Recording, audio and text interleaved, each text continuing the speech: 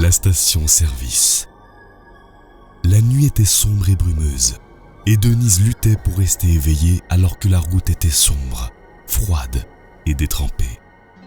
Le niveau d'essence de sa voiture devenait dangereusement bas, et elle ignorait totalement où se trouvait la prochaine ville.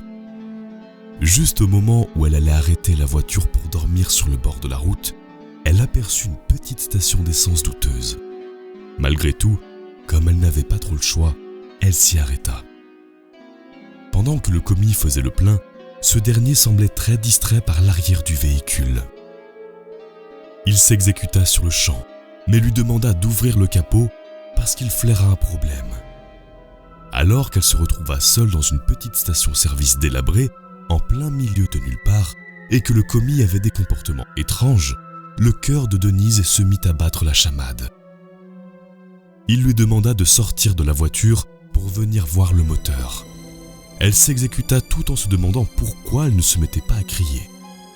Dès qu'elle arriva devant la voiture, il l'attrapa par le bras et lui dit « Cette voiture a besoin d'une remorqueuse. Vous devriez venir avec moi dans le bureau. »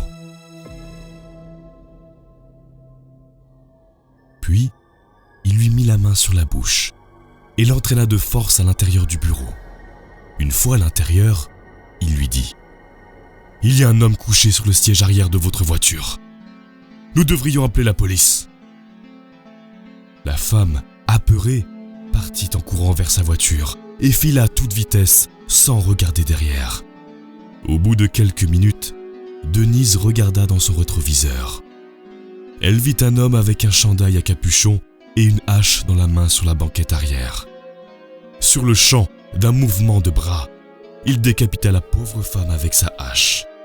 Le cadavre de Denise fut retrouvé quelques jours plus tard.